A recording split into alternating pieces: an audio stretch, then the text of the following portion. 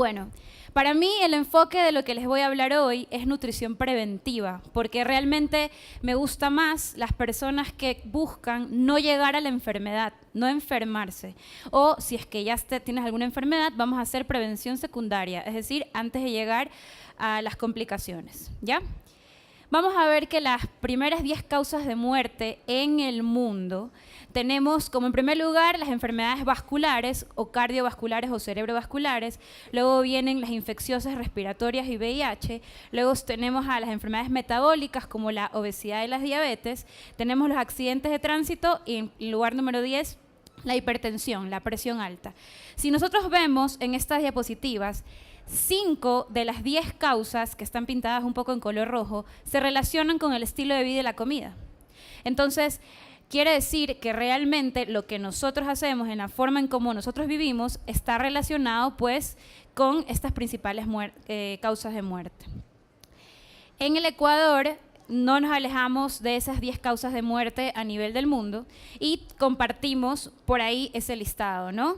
En primer lugar, en el Ecuador están las enfermedades respiratorias, luego vienen las enfermedades diarreicas e infecciosas, pero luego tenemos en cuarto y en quinto lugar la hipertensión y la diabetes, es decir, que son causas importantes de muerte que se relacionan con la alimentación y con el estilo de vida. A nivel mundial tenemos que la diabetes es una enfermedad de alta prevalencia. Alta prevalencia quiere decir que además de estar presente va creciendo el número de pacientes con diabetes. Y vamos a tener que hay ciertas formas de comer, ¿ya? O llamadas dietas, que va a beneficiar o prevenir la presencia de diabetes. Científicamente está escrito que la mejor dieta, por así decirlo, es la dieta mediterránea, es decir, aquella que está en los países cercanos del mar Mediterráneo, o en otras palabras, la dieta europea. Esos son los países que más se alejan de la diabetes, ¿ya? ¿Y de qué se trata esta dieta mediterránea o al fin y al cabo esta alimentación de las cuales yo les quiero decir? Es que la mejor dieta es aquella que es completa, armónica y equilibrada, ¿ya? Desde mi punto de vista médico y por mi experiencia que he tenido, la verdad es que esa es realmente la clave o el secreto tanto de la prevención como de la curación. Nosotros vamos a encontrar que se sugiere que hay que tener una distribución básica de los macronutrientes. ¿De qué es la alimentación equilibrada? Vamos a tener que tenemos 3 macronutrientes y micronutrientes. Los macronutrientes más importantes son el grupo de los carbohidratos, el grupo de las proteínas, el grupo de las grasas. Micronutrientes van a ser vitaminas y minerales y a esto les vamos a sumar el agua, ¿ya? A estas 6, si consumimos estas 6 cosas de manera equilibrada, realmente vamos a conseguir una salud, ¿no? Esto es más o menos lo que se sugiere, que el 60% de la alimentación sea a base de carbohidratos, el 25% sea a base de grasas y el 15% sea a base de las fuentes de alimentos proteicos, ¿ya? Esta es la distribución general que se tiene. Vamos a tener que, como les contaba, los micronutrientes son las vitaminas, los minerales, los oligoelementos, que es parte de los minerales, omega 3, omega 6, omega 9, ¿ya? Y que esto también es parte esencial. Es imposible que alguien solo les hable de los macros sin contemplar los micros y por eso es que también hoy por hoy está muy de moda suplementar con vitaminas, minerales o omegas, ¿ya? Porque son importantes como parte de nuestra alimentación. Vamos a hablar del primer grupo de los macronutrientes, que son los carbohidratos. Los carbohidratos realmente son la mejor fuente de energía. Es lo que yo les digo a las personas, es como decir la gasolina súper. La mejor gasolina que yo le puedo meter a mi cuerpo, que es una máquina de la mejor calidad, ¿ya?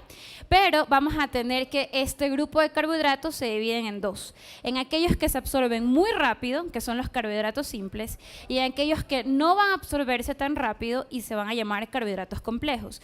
Lo importante de esto es que los carbohidratos simples, que son los de fácil absorción, van a despertar una hormona en el cuerpo que se llama insulina. Y la insulina es la hormona que va a salir, mi páncreas la va a secretar ante la presencia de estos carbohidratos. Pero sale y hace picos de azúcar cuando el carbohidrato es simple. Y siempre les digo, carbohidrato simple, insulina, en palabras criollas, es la hormona engordante, es la hormona que engorda. Entonces, cada vez que yo consumo carbohidratos simples, despierto a la hormona que engorda. Porque la insulina quiere bajarme los picos de azúcar, pero quiere quiere agarrar ese azúcar en exceso y convertirla en grasa. En cambio, los carbohidratos complejos, como dice su nombre, su digestión es más compleja, es más difícil, demora más, por ende no hace picos de azúcar en la sangre, por ende no despierta pues a esta hormona engordante como es la insulina. ¿Cuál es la recomendación que yo utilizo con mis pacientes? Del 30 al 65% de carbohidratos, dependiendo de la persona. Porque la verdad es que si es un deportista, un triatleta, un maratonista, yo voy a utilizar un 60 o 65% de carbohidratos porque es la mejor fuente de gasolina que va a tener para moverse, para responder, para hacer más rápido su actividad y no caer en acidosis láctica o en fatiga. Pero si es una persona que tiene sobrepeso o tiene obesidad y queremos conseguir una pérdida de peso, le voy a dejar en un 30%. Para mí, un mínimo, un 20% de carbohidratos es como debería quedarse. Este tema de consumir azúcares simples o carbohidratos simples se van a relacionar con esta lista de enfermedades que ya las conocemos, que son realmente bastante conocidas entre nosotros, o las tiene un familiar cercano o incluso las podemos tener nosotros mismos. Depresión, sobrepeso, o en los niños obesidad infantil, obesidad, diabetes, hipertensión e incluso el cáncer de mama. ¿Por qué? Porque el cáncer de mama está estrechamente relacionado con el sobrepeso y la obesidad. ¿Sí? Es más fácil que una persona que tenga obesidad o sobrepeso o más tejido graso subcutáneo sea más susceptible a desarrollar cáncer y sobre todo el cáncer de mama, ¿ya? Entonces, cuando yo consumo carbohidratos simples, hago picos de azúcar como está ahí en la línea roja que hace un pico, ¿ya? Y realmente esto va a causar en mí, al principio, el pico de azúcar que yo me encuentre como muy energético. En los niños es el típico que yo digo, el niño que se lo cataloga como niño distraído o niño que no presta atención en las clases, es porque realmente vino con un desayuno muy azucarado, ¿ya? O la persona que también al principio, al parecer, tuviera mucha energía, pero lo que sube rápido, como es este azúcar, baja rápido también. Entonces, consumir carbohidratos simples hace pico de azúcar, pero también me baja rápido. Y por eso viene que después de una hora la persona se siente sin energía, tiene hambre de nuevo y se siente cansada. Es el famoso modorra, madera alcalina, que de alguien que almuerza carbohidratos simples y a la hora o a las 2 horas está que se muere de sueño, se duerme encima del escritorio, no puede leer, no puede conversar, porque hizo picos de azúcar en su almuerzo y luego bajó, ¿ya?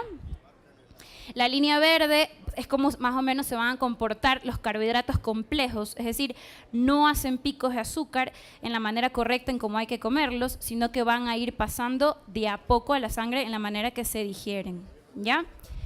Esta es más o menos la misma simbología, solo que aquí vamos a ver que a medida que sube el azúcar, que en este caso digamos que fuera la línea roja, sube la insulina, que era lo que les contaba, que es la hormona que va a querer bajarme ese azúcar, pero al mismo tiempo me la va a convertir en grasa. Bueno, ¿y cuáles son entonces estos carbohidratos que me hacen picos de azúcar y que me estimulan a la hormona engordante, que es la insulina? Porque la insulina es una hormona de anabolismo que construye, que encierra. ¿Cuáles son estos alimentos? Vamos a tener, en primer lugar, yo le llamo los blancos. Pan blanco, arroz blanco, azúcar blanca, galletas blancas, ese nombre, ¿ya? Vamos a tener los alimentos refinados. ¿Y qué quiere decir refinados? Refinado quiere decir todo lo que está en su proceso final desde su versión original. Si yo les digo, vamos a consumir maíz, ¿cuál es la versión original del maíz? El choclo. ¿Cuál es la versión refinada del maíz? La maicena. Entonces, ¿qué pasa? Que ahora como está muy de moda el tema del gluten y que voy a consumir postres o comida gluten free y que el gluten está en el trigo, entonces te venden el postre libre de harina de trigo pero rico en maicena. que no tiene gluten, pero igual es una harina refinada. Entonces la gente cree que está súper dieta, súper saludable, comiéndose pues estas maicenas o estos productos refinados, y realmente son productos refinados, ¿ya? Y tenemos también los jugos. Absolutamente todos los jugos de frutas terminan siendo carbohidratos simples, es decir, alimentos blancos, refinados y jugos hacen picos de azúcar cada vez que yo los consumo y por ende pues me van a estimular la hormona engordante que es la insulina.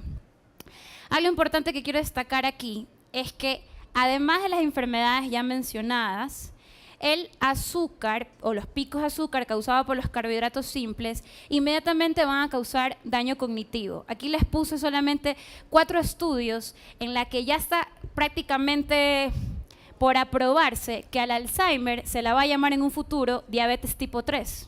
Ustedes saben que existe la diabetes tipo 1, que es con la que teóricamente uno nace, o sea, es más predispuesta inmunológica y genéticamente. La diabetes tipo 2, que es la que se relaciona con la obesidad, la resistencia a la insulina. Y ya se sabe, o ya se habla en congresos, de la diabetes tipo 3. La diabetes tipo 3 es aquella que causa el azúcar más daño cognitivo, o que hoy por hoy se conoce como el Alzheimer. Y que, ojo, ya se sabe que la fisiopatología del Alzheimer o la demencia o las enfermedades cognitivas de la memoria se relacionan por picos altos en el azúcar a nivel neuronal. Entonces, ya en un futuro a lo mejor ya van a empezar a escuchar el término diabetes tipo 3. ¿Cuáles son los carbohidratos complejos, los buenos, los que en teoría deberían basarse 50, 40 o 30% de mi alimentación? Son aquellos que no hacen picos de azúcar. Y yo voy a poner aquí la palabra integral.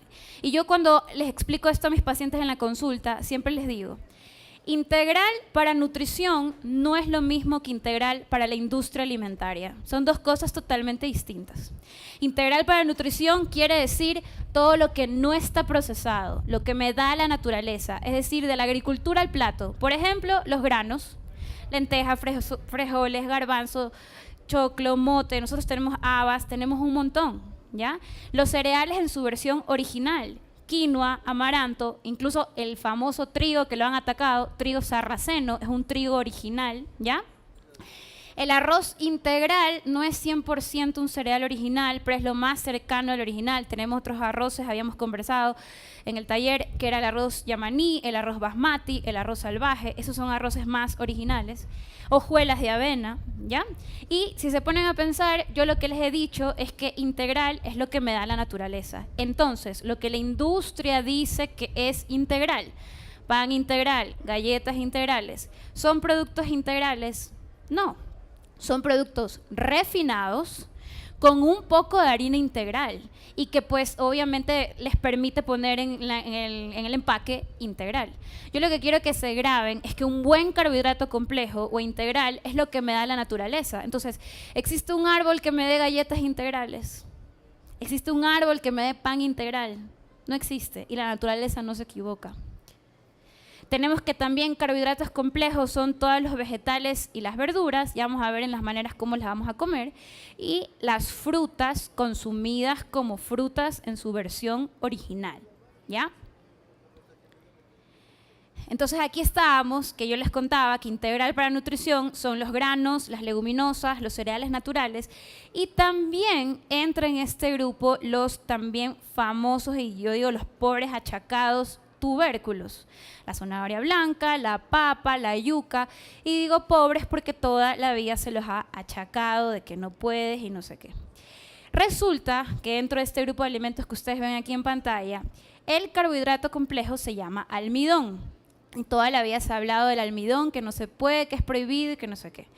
Lo que pasa es que el almidón realmente es un azúcar complejo de varias moléculas de azúcar unidas, y que cuando nosotros la comemos, en la manera en la que nosotros la comemos, la recocinamos. Y cuando la recocinamos, este almidón ya no es almidón, sino que pasa a ser glucosa, glucosa de fácil acceso.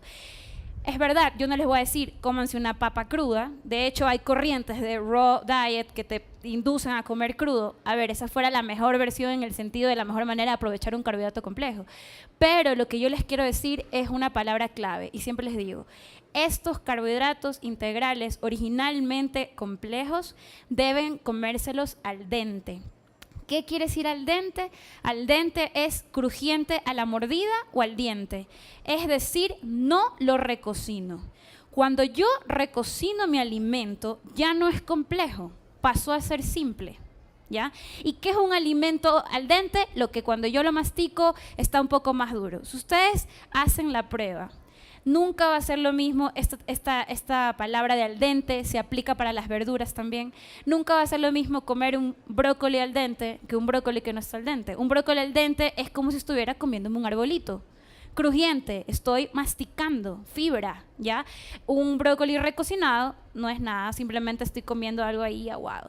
Entonces, por más que ustedes estén a dieta, comiendo sano y estén comiendo un cerro de verduras recocinadas, no están comiendo una buena calidad de carbohidrato complejo, ¿ya?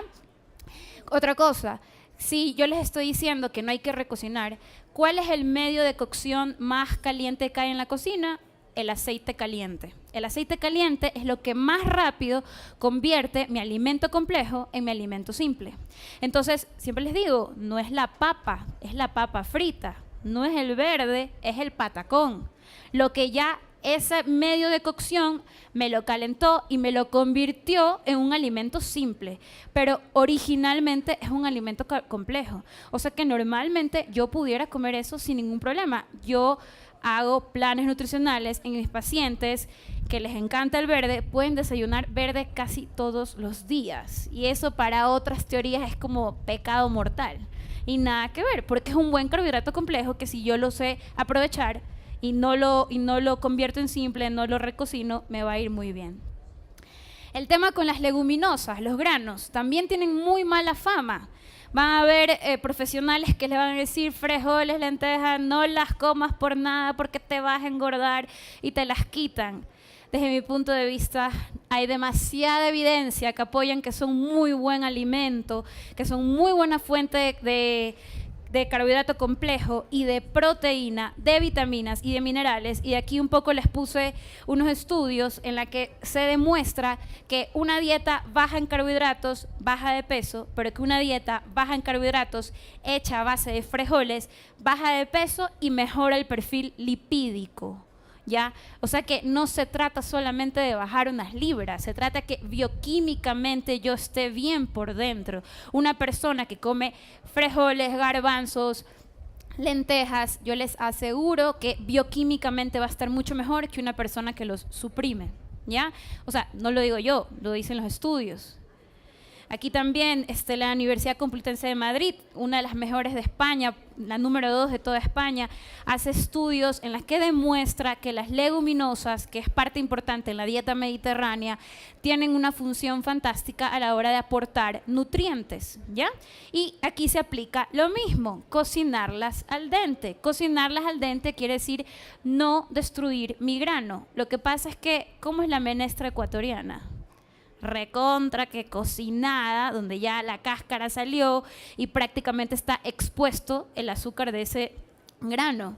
El tema es no recocinar, sino dejarlo al dente. ¿Y qué es al dente? Ustedes se dan cuenta que es un poco cocinado, pero un poquito más durito a la hora de mascarlo. Y ahí prácticamente está el truco a la hora de la cocción, ¿ya? Entonces, básicamente, lo que yo les pido o aconsejo o les digo es que la naturaleza no se equivoca. Si la naturaleza nos da tubérculos, cereales y frutas, es porque eso tenemos que comer. Comida real, comida de la vida real, ¿ya? En este tema, hay un tema con la teoría de la paleo, en la que ellos suprimen las leguminosas. Yo no sé por qué, pero yo he leído mucha evidencia que en esa época paleolítica comían los cereales justamente que estaban dispuestos en la naturaleza, crudos, ¿ya? O al fuego, pero comían, ¿ya?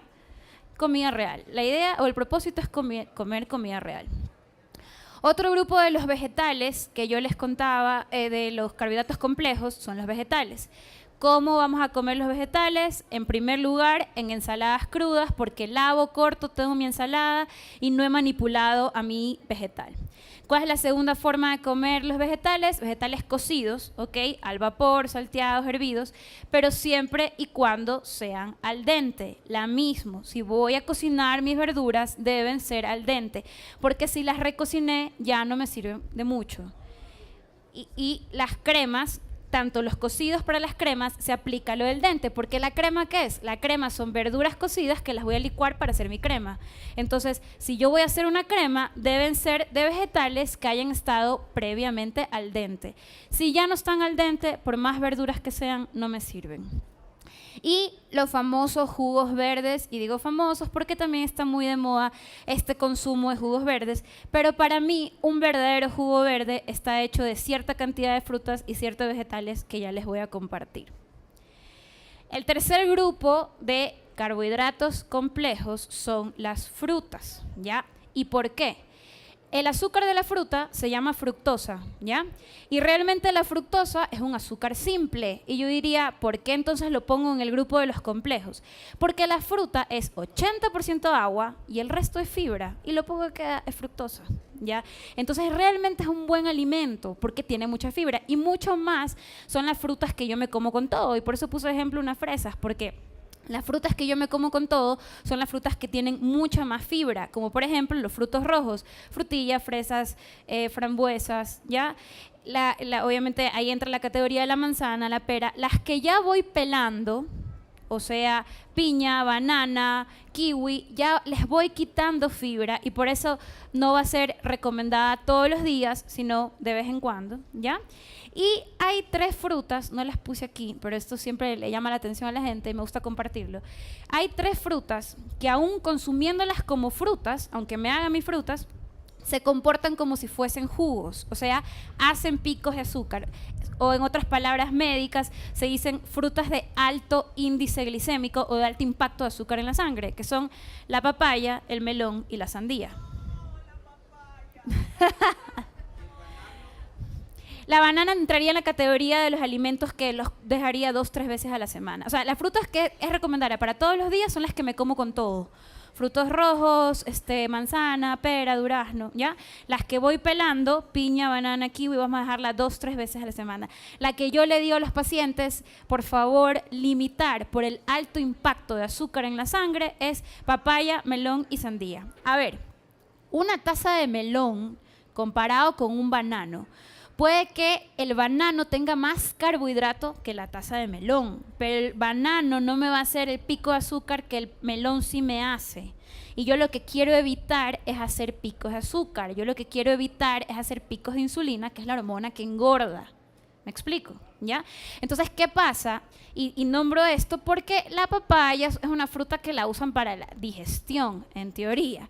Entonces, la típico desayuno en la mañana, vengo de 8, 10, 12 horas de ayuno, mi estómago está vacío y lo primero que me hago es mandarme una taza de papaya. Linda ese azúcar en la sangre. Les pido, yo le digo a los pacientes, tómense, háganse la prueba, 1 hora después. Para el cuerpo es lo mismo que se come en un postre de chocolate. Es picos de azúcar en la sangre. Obviamente la fruta tiene vitaminas, minerales, nutrientes, la torta de chocolate no, pero en azúcar hacen picos de azúcar, ¿ya? Cuando yo a la fruta la hago jugo, o sea, la licúo, la bato, la exprimo, el efecto de licuar o batir mata a la fibra. Por eso es que el resultado que queda es un vaso de agua con fructosa. Y por eso es que el jugo es un carbohidrato simple. Y por eso es que nunca va a ser lo mismo o la misma calidad consumir un jugo que una fruta. Además, si yo vengo y le digo a un paciente, ¿sabe qué? Usted en tal momento del día se puede consumir una naranja versus un vaso de jugo de naranja. Un vaso de jugo de naranja para hacer un vaso decente debe estar hecho de por lo menos el jugo de 4 a 5 naranjas. Entonces, no solo es 5 veces la dosis, sino que es de una manera en la que me hace picos de azúcar en la sangre. ¿Ya? ¿Qué pasa con los famosos jugos verdes? Mi recomendación es que para que realmente sea llamado un jugo verde, sea la mezcla de 3 verduras o vegetales y una fruta o media fruta, dependerá del paciente.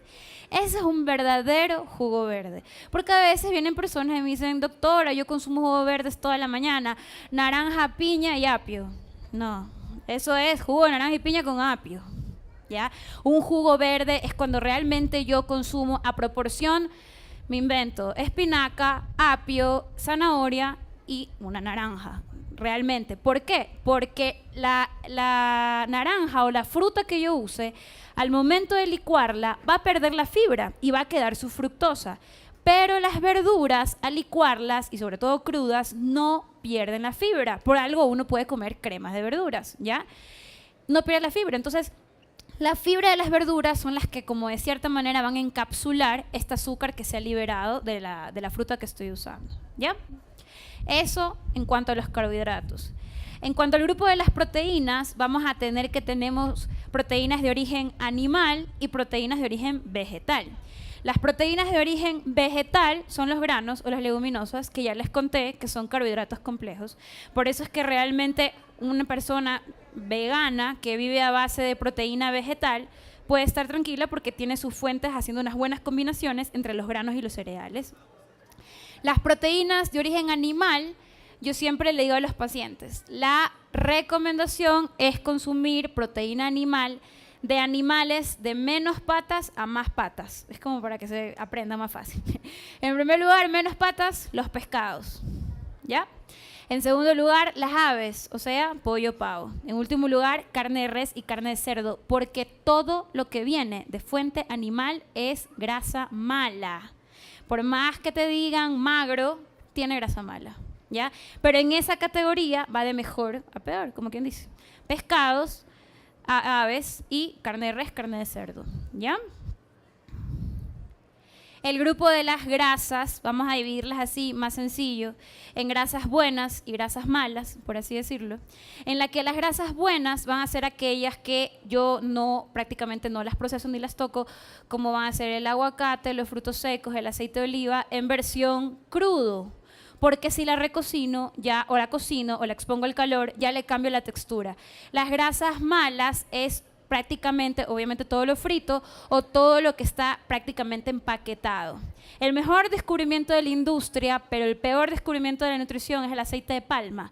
El aceite de palma es una grasa saturada que quiere hacer que mis productos se conserven en percha y no se caduquen, ¿ya? O sea, muy bien para la industria, pero para el cuerpo, grasa saturada directo para el corazón, ¿ya? Hay un alimento o un grupo de alimentos, sí. Pero es natural.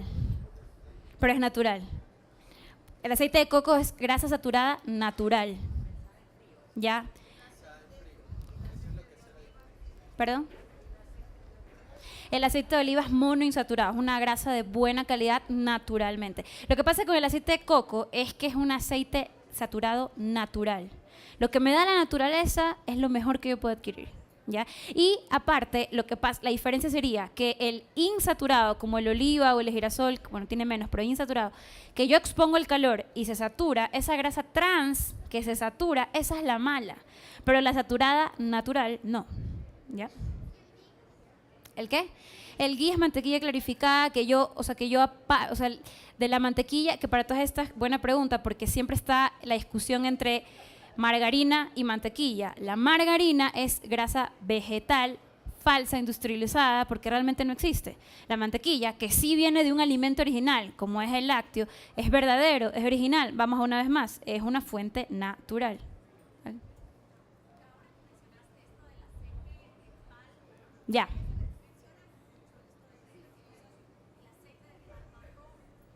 Ya.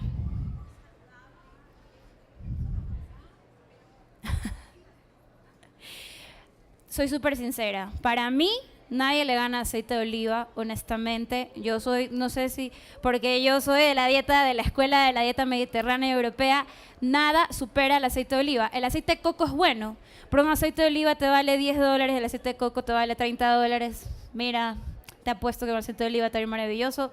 Si tú quieres, el aceite de coco te da un sabor diferente, está bien, pero no. Bueno, en ese sentido, pero lo que pasa es que igual la primera instancia va a ser no freír, porque tengo que usar un sartén antiadherente. Te soy súper sincera, no lo conozco muy bien. tendría que leer un poco más, pero yo tengo el aceite de palma, es un buen conservante, pero es un muy mal alimento a nivel cardiovascular. Pero el de palma roja, no sé, ¿ya? Este grupo de alimentos, los lácteos, que yo dejo para el final, los lácteos son fuente de 3 grupos de los 3 macronutrientes. Es fuente de carbohidratos, es fuente de proteína y fuente de grasa. Pero si tengo que clasificar su carbohidrato, que es la lactosa, es un carbohidrato simple. ¿Y qué es lo que pasa?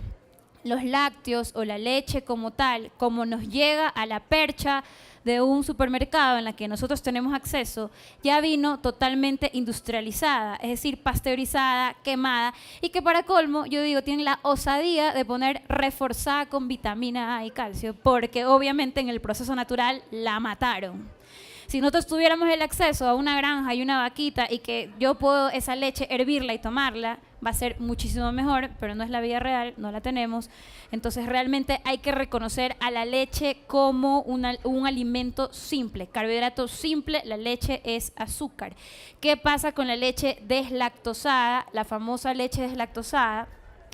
Y digo famosa porque les decía ayer, creo que conversaba, que hace tan solo 5 años había una sección de deslactosada. Hoy tú vas al súper y hay 5 perchas de deslactosada y la gente dice, yo tomo leche deslactosada porque como bien. No. Deslactosada es quien no digiere la lactosa y punto. Sí, ¿por qué? Porque la lactosa es un azúcar, es una molécula de 2 azúcares. Y la industria lo que hace es separar esta lactosa en 2 y dejar mi glucosa y galactosa, o sea, 2 moléculas simples. O sea, en otras palabras, la leche deslactosada es más simple todavía que la leche, en teoría, no deslactosada. Entonces, quien le gusta la leche y tiene intolerancia, pues esa va a ser su categoría, recordando que es su fuente de azúcar simple. Pero quien no es intolerante no tiene por qué consumir esta leche o realmente, en verdad, alejarse de los lácteos, porque ya les digo que no nos llega a nosotros de la mejor calidad, ¿ya? Para mí, reglas de oro, bueno, está un poco tapada por la figura, que coman al dente, ya en el tema de la refrigeración, que los pude ver un poco en el taller. ¿Qué quiere decir esto? Hay una teoría que se llama sobre el almidón retrógrado. Yo les decía que el alimento en primera instancia, o el carbohidrato complejo, es originalmente almidón. Si yo lo expongo al calor y lo recocino, perdón, no, vamos a hacer que no lo recocino, lo pongo al dente, lo cocino, el calor hace que este almidón un poco libere su azúcar, quedó cocinado, quedó al dente. La teoría me dice, y esta es una teoría de un doctor en Francia, Montignac se llama, tiene de hecho una clínica, se llama la clínica o la teoría de Montignac, que habla sobre que los alimentos que yo los cocino y los refrigero de 6 a 7 horas, yo le digo a los pacientes que mejor de un día para otro, el frío hace que esas moléculas que por el calor se separaron se vuelvan a aglutinar y ese almidón se vuelve a retroceder y, como quien dice, se vuelve a formar. Entonces, al día siguiente, yo estoy comiendo un alimento que está con más carbohidrato complejo y que cuando y que obviamente el frío no lo va a descocinar. El frío lo único que va a el alimento ya está cocinado. El frío lo que va a hacer es simplemente que el almidón tenga su efecto retrógrado. A mis pacientes que tienen diabetes y que toda la vida, siempre les digo, a mis pobres pacientes que tienen diabetes, que toda la vida les han dicho, no papa, no yuca, no. Con ellos aplicamos el tema del almidón retrógrado. Cocine su papa al dente, refrigérela, o sea, la noche, por ejemplo, y consúmala al día siguiente en la hora de almuerzo. Les hago la prueba, porque todo es prueba de evidencia, que se tomen las glucemias y les va maravilloso. Y ellos no pueden creer que 10 años prohibidos pueden comer ahora papa, yuca o cualquier carbohidrato complejo, bajo esta teoría de al dente y refrigerado, ¿ya? Entonces, básicamente, lo que nos dice la dieta mediterránea, 60% carbohidratos, 15 proteínas, 25 grasas, o cuando ya es personalizado, que les contaba que yo puedo poner 30, 50 y aumentar uno más que el otro de grupo, es lo que al final del día yo les pido que consuman. Sí.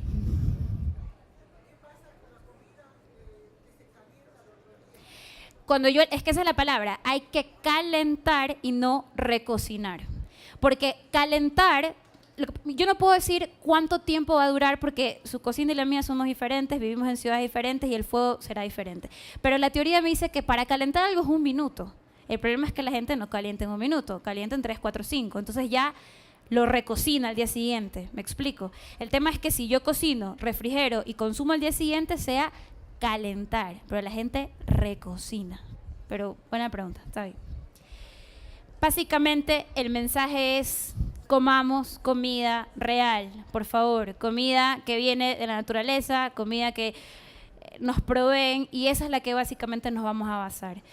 Y algo para nombrar es el tema de la comida orgánica versus los GMOs, ¿ya? Que son los transgénicos, que tienen muchos productos. A ver, esto yo no sé, yo tengo personas que están muy obsesionadas con este tema y ojalá nosotros tuviéramos más acceso a cosas orgánicas. Y yo siempre les pido, a ver, si encuentran algo orgánico, maravilloso, pero si no lo encuentran, no se obsesionen con que no, si no es orgánico no como, porque la verdad es que a largo plazo realmente voy a tener más beneficios y como lo más limpio y natural posible. De los transgénicos como tal sí tengo que huir. O sea, si yo veo un empaque que dice transgénicos por más letras chiquitas, no sé qué, huyo, me voy, no lo consumo, ¿ya? Pero que si tengo una naranja que a lo mejor tuvo ese cultivo, tuvo algún pesticida, la verdad es que no me voy a poner obsesiva en la que no, ¿ya? Porque realmente ahorita no está tan fácil ese acceso. Tengo que procurar comer orgánico y alejarme de los transgénicos, pero sin obsesionarme, ¿ya? Y solamente aquí les puse una pequeña lista de lo que serían snacks saludables y les pongo en primer lugar leches vegetales hechas en casa. ¿Y por qué? Porque como ahora está muy de moda, como no consumas leche de vaca, consume leche de almendras, por ejemplo. Ya, perfecto, muy bien. Pero siempre y cuando yo agarre esas almendras, las remoje en agua caliente, las licúe y haga mi leche, porque así les aseguro que realmente no tiene azúcar. Pero las leches que están en percha tienen azúcar. Entonces volvemos a lo mismo. Dejé la leche de vaca por consumir leche de almendras, pero en perchadas que están repletas de azúcares. Entonces, si voy a consumir esto, que sean hechas por uno mismo, ¿ya? Que a lo mejor ustedes dirán, es trabajo, no es más fácil, pero es que justamente la vida práctica, la vida moderna, es la que tiene obeso y diabético al mundo. Antes, cuando nuestros abuelos o bisabuelos, literal, no se complicaban con esto, pues obviamente no existían esas enfermedades.